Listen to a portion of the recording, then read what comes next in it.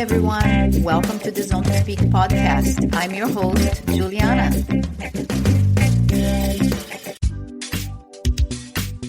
Hey, everyone.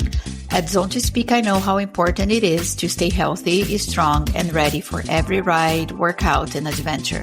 That's why I'm sharing discounts on products I personally use and love. Each one designed to support your performance, recovery, and overall well-being.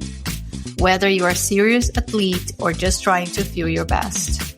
And remember, every time you shop using these codes, you are directly supporting the podcast and helping me bring more great conversations to life. Psych Plus, their smart pump is a game changer. Light, compact, efficient, and perfect for keeping your tires road and gravel ready. It's also ideal for travel as you can skip the CO2 canisters. You can even change your tire pressure on the go when switching between surfaces. Get 10% off the smart pump and 5% everything else. 15% off down the road cycling gear, beautifully designed and performance-ready apparel. 15% off New Zest, clean, plant-based protein and essential nutrients to fuel your recovery and daily energy.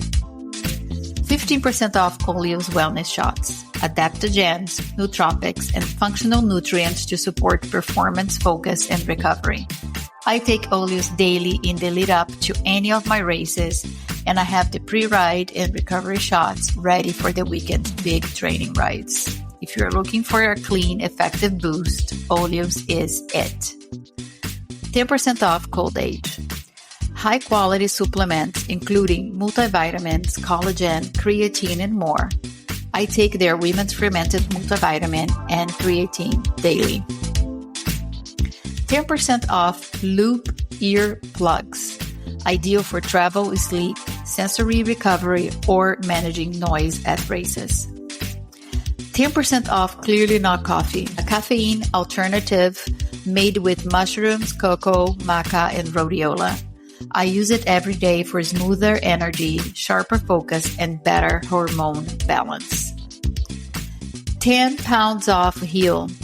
Nutritionally complete, high-protein, plant-based meals for when you are on the go and need something quick, satisfying, and healthy. Also great to take bikepacking. 10 pounds off Shocks headphones. The safest way to listen while you train with open ear technology that keeps you alert and aware on the road or trail. 35% off Frey Skincare. Skincare made for active people. I have used Frey for 10 years, designed to keep sweaty skin clear, fresh, and glowing. You will find all the partner links, discount codes, and instructions in the episode description. So go check them out and enjoy these perks. Now, let's get into the episode. Welcome back to Zone to Speak. Today, I have a true trailblazer of cycling with us, Georgena Terry, founder of the world's first women-specific bike company and a mechanical engineer who built her first handcraft frame in her basement in the 80s. She revolutionized cycling with bike saddles and handlebars designed specifically for women, and her designs continue to empower riders around the globe. Georgena's journey from tinkering in her basement to being named one of the Outside Magazine's cycling innovators and founding community rides like the Wild Goose Chase has made her an icon in the world of cycling. Today, she builds custom steel bikes and continues to inspire a generation of cyclists. Let's dive into her story. Georgena, welcome to Zone to Speak. Thank you. So happy to have you here. So you are a mechanical engineer with a passion for bikes. You earned degrees in drama, mechanical engineer, you have an MBA, and your first frame was literally built in your basement. How did your diverse academic background and early experimentation guide you towards building women-specific bikes? Well, I think probably as far as my academic background went, it's my degree in mechanical engineering that's certainly been the most helpful. Yeah. And I guess the other two were also good. Drama was fun, but I don't know that I'm an actress. And MBA was good, but at the time when I got it, it was more focused on corporate, not entrepreneurial. So it hasn't been all that helpful, to be honest. Got it. But maybe at least showed you, where you want to be. Right, exactly. And I think even today, I mean, there's you, but there are so many other brands that are not catering for women. So what sparkle you to start doing something for women? Well, when I first started building custom frames, I built for both men and women, Okay. but I was getting more and more interest from women because I think they felt they could identify with me. I'm a smaller woman, more so than other builders. And I just thought, gosh, there are zillions of places you could go if you're a guy and you want a custom frame. You've got a lot to choose from.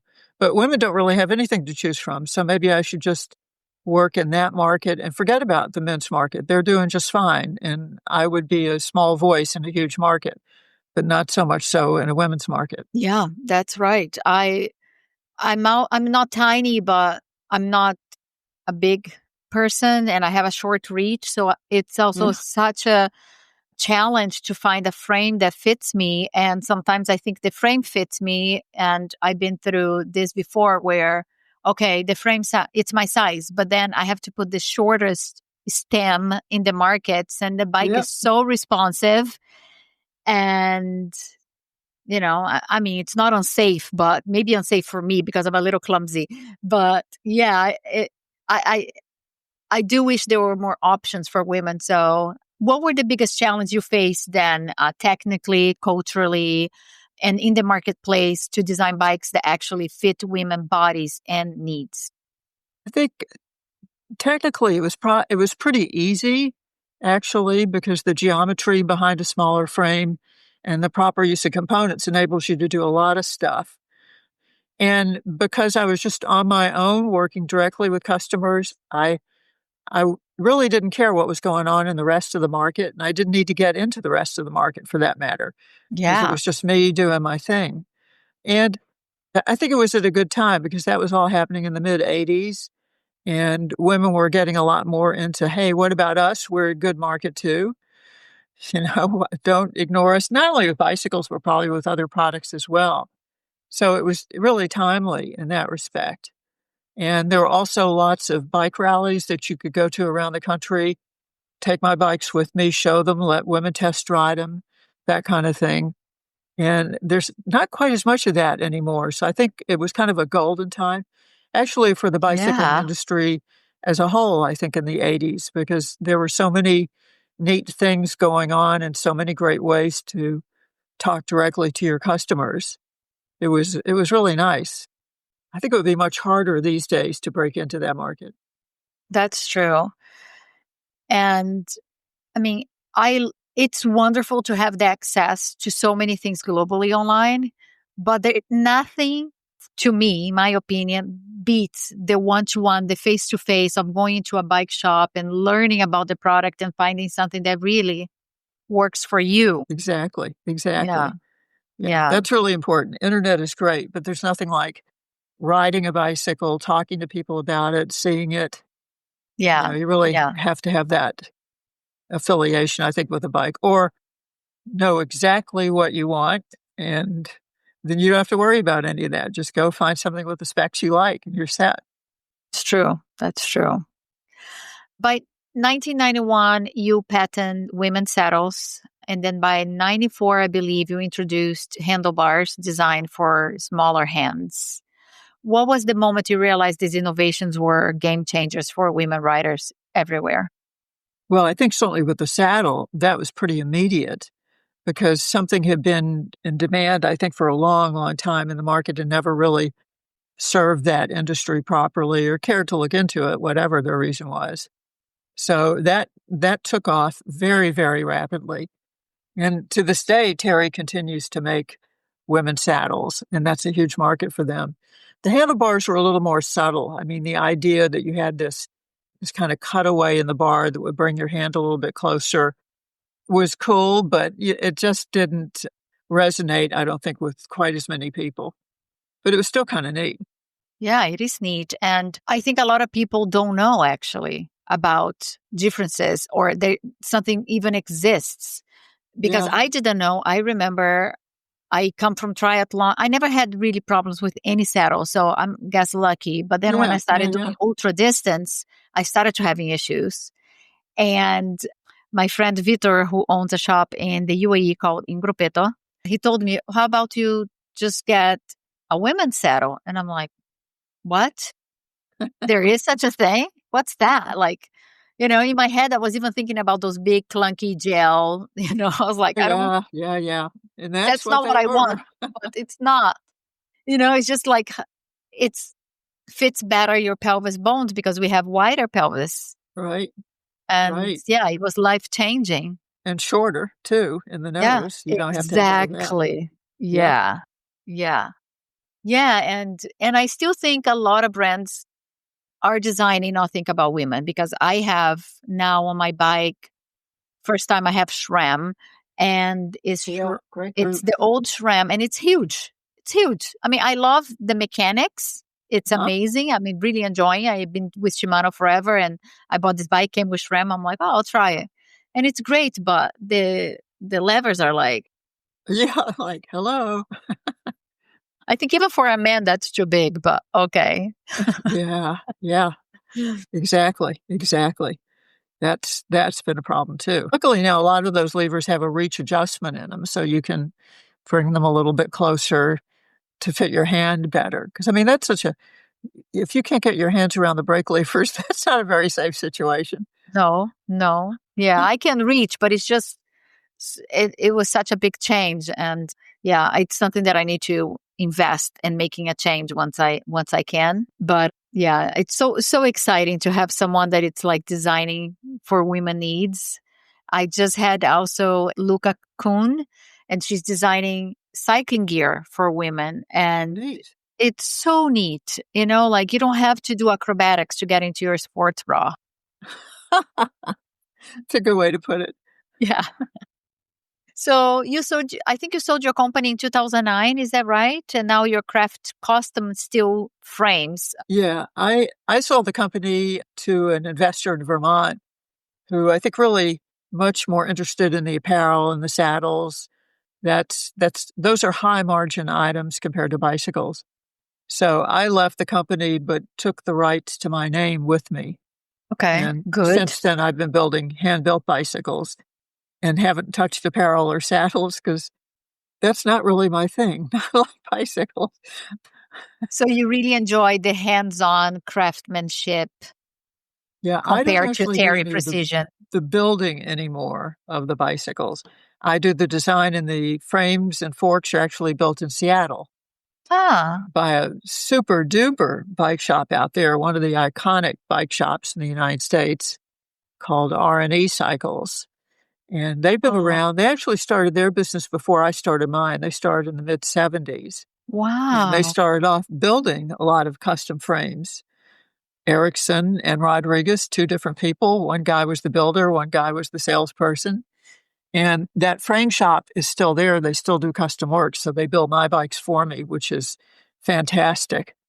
Really great That's to work with. really cool. Yeah. And Yeah. are you also based in Seattle or no? No, I'm in Rochester, New York. Okay. A long way Okay. from Seattle. Yeah, yeah, opposites, coasts. Totally. And you sponsor women's race teams, launched the Wild Goose Chase charity ride since 2008. You Yep. raise funds for conservation. How do cycling community and environmental advocacy intersect in your vision for a better world? Well, I think it's really hard to go for a bicycle ride and not be aware of your environment and ecologically what's around you. I mean, if you're out in the country, you're hearing birds, you're seeing fields, you're seeing destruction of things like that and wondering why it's happening. The two just seem to go really well. I mean, the bicycle is such an environmentally friendly mode of transportation that Yeah, it really should be in a world that itself is environmentally friendly. I find it I find that whenever I'm on a bicycle ride, I become much more aware of everything around me. in a way that you certainly wouldn't in a car. You might when you're walking for sure, Yeah. but on a bicycle, you can see so much more in a shorter period of time. So the two to me just always seem to go hand in hand.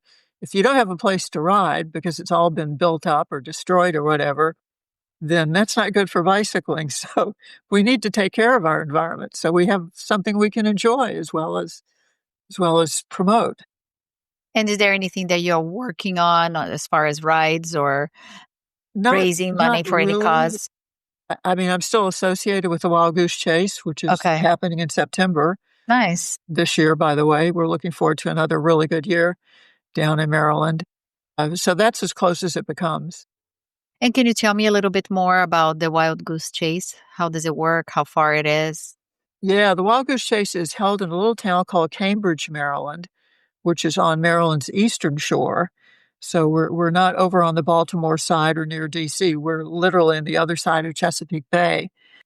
And it is a small town, has a lot of history to it in terms of Civil War and all that kind of stuff. It's really quite nice. But the magic of it is a huge national wildlife refuge called Blackwater National Wildlife Refuge. And within Blackwater, there are just fantastic riding on a wildlife drive. I think that's about 5 miles round trip, but all sorts of roads that go outside of Blackwater.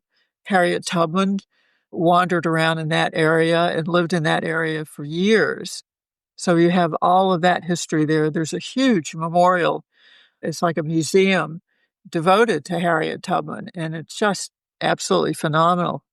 So it's a great location because you don't have to worry about traffic.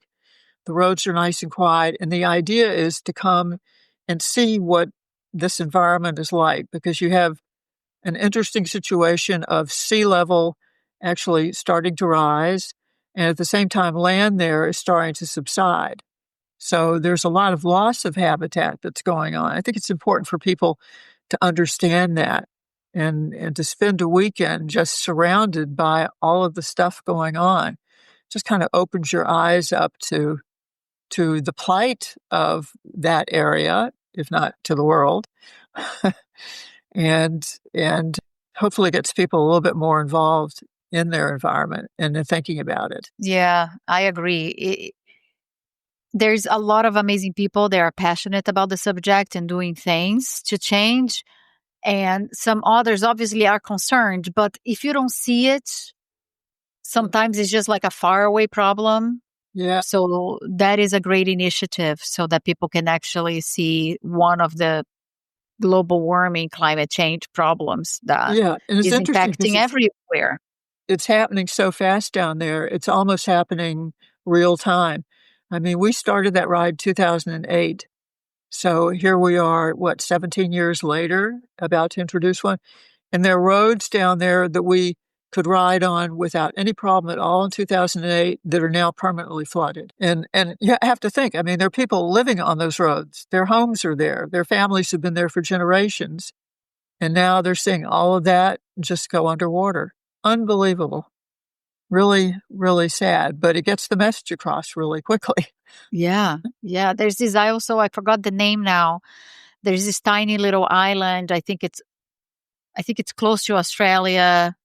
Forgive me, I don't have the correct, information, but it's also drowning. It's Yeah, it's subsiding, that the ocean is taking over, and the entire town is getting like visas to relocate to Australia because they are going to lose their entire yeah, island, not just home. The entire island's going under. right. And just, I mean, think of how many generations might have lived there. And to lose all of that, wow, it's awful. Well, that's a beautiful cause to encourage people to be aware and maybe start doing something. And like you said, obviously, we are in nature. Usually people that cycle wants to enjoy nature, and we need to take care of this planet. I want to quote you. I hope I get this right. You once said you encourage women, and I quote now, to think for themselves, to be stubborn, and to break the rules. What encouragement or wisdom you have for the next generation of women, engineers, cyclists, entrepreneurs, creatives of today? Wow, I think it's to follow your intuition about things and and to just shut out the naysayers. If you have an idea that really gets you excited, that you totally believe in, you certainly want to put out some feelers and see if it's real. But I would say if you put out the feelers and somebody tells you that you're crazy, that you don't need to talk to that person anymore. We want to keep this very optimistic and on a positive track so that you can keep going. And I think to have faith in yourself, to not feel like you have to have this support group around you all the time. I mean, if you're on fire about something, that's crucial right there. You've got 90% of the problem solved. Now you just have to work on the other 5%. But yeah, that's what I would say. That's very powerful. Thank you for sharing. And are you still riding? Oh, yeah, absolutely. Awesome. I Awesome. ride probably about 6,500 miles a year. That's So it's a fair impressive. amount. And That's I like will admit about that 10,000 kilometers. That's yeah, a lot. exactly. It's 10,000 kilometers, Yeah. 6,200 miles, right? Yeah. Yep. Yeah, in winter, I do that on Zwift, which is, you probably are familiar with Yes. Zwift. Yeah, yeah. And I mean, that is like riding on the road. I mean, as close as you're going to get in terms of the physical activity, but also because of the social side of it. We have a really neat group of people we ride with in meetups, and we can talk to each other on a Discord channel. And That's cool. it's like being on a ride with your friends outside. You're chitty-chatting away about stuff and, at the same time, "Oh, here comes the sprint," and then everybody shuts up and goes for the sprint like crazy, and then Wow. we all talk later. So if anybody's on Zwift and you wanna join a really neat group of women in the winter, ride with us, let me know. I would love to. Would you? Oh gosh, we'd love to have you. Absolutely. I have to see if the time zone works, but I would love, yeah. Let's chat offline or you So can where tell us you are everyone now, here. what time is it? I'm in Spain. Okay, so you are 6 hours ahead of us right Yeah. now. So you can probably do it. Our rides start at about 9, which would be Okay. 3 in the afternoon your time. I can do that for I'll keep sure. you on the mailing list. Thank you. So That would be so much fun. Yeah, I would love that that. is neat that you're riding on Swift in Spain. Yeah, well, I have, I'm super busy during the week. And I used to get so much anxiety because I need to get my workout. I need to get on my bike. And then I have meetings. I can't get out. And then I was just like, you know what? During the week now, I'm just going to do Zwift because I can do between meetings. I can do before work. I can do after work. I don't have to stress about finding the time to go outside. Exactly. And that brought a lot of peace to my life. And then on the weekends, I have all the time in the world. I go out. Yeah, even though we Yep. have good weather here most of the year, Yes. Yes. and also Zwift has you can do a very structured workout. I know. And You can sometimes beat outside yourself you up can't. really good. Yeah. Yeah. You can have a 45-minute and to cure yourself while Mhm. outside you have to stop for traffic lights or people crossing. Uh-huh, uh-huh. The workout might be a little bit different depending where you're riding. Well, that's neat. So since you're in Europe, are you following Tour de France? I haven't watched this year. I really want to, but I've been following on social media Yeah. a little bit of what's happening. How about you? Yeah, I've been watching it every night. I watch a rerun, Yeah, I and do the it YouTube yeah, highlights. it's been good, but it's just been so chaotic, as I'm sure you're Yeah, seeing. yeah, Just unbelievable. So are you gonna watch Tour de France Femme avec Swift? absolutely. That's my favorite one. Isn't that amazing? Last So who's year, the gonna win this fight. year? What do you think? Oh, I don't know. I think all of them, Wolverine, Kasia, I Yeah, think a lot of them have a lot of fire and I think all of them really want it. So I think it's going to yeah, be a good fight. I think it's going to be a definitely, good fight. definitely. It's gonna be very exciting. Yeah. Yeah. I would love to see Kasia win it again. Me I don't know, I too. think it's gonna be a stretch. Yeah. Yeah. It was so emotional last year. I couldn't believe. Like, I think she won what, by 4 or 14 seconds? Something 4 crazy. seconds, I think Oh, 4 seconds. Just amazing. Yeah, I was so incredible. excited for her. I mean, it's been a long time coming. It was great. Yeah. Yeah. Me too. Me too. She seems like a sweetheart. And yeah, I'm a big fan. Yeah, for sure. Well, Georgina, I want to thank you so much. Your journey from basement to industry pioneer show us all what stubborn vision can achieve. What a journey. I feel Thank you. like in the presence of a legend, and so happy you gave your time to Zone to Speak. Well, thank you so much for having me. I really appreciate it. I thoroughly enjoyed it.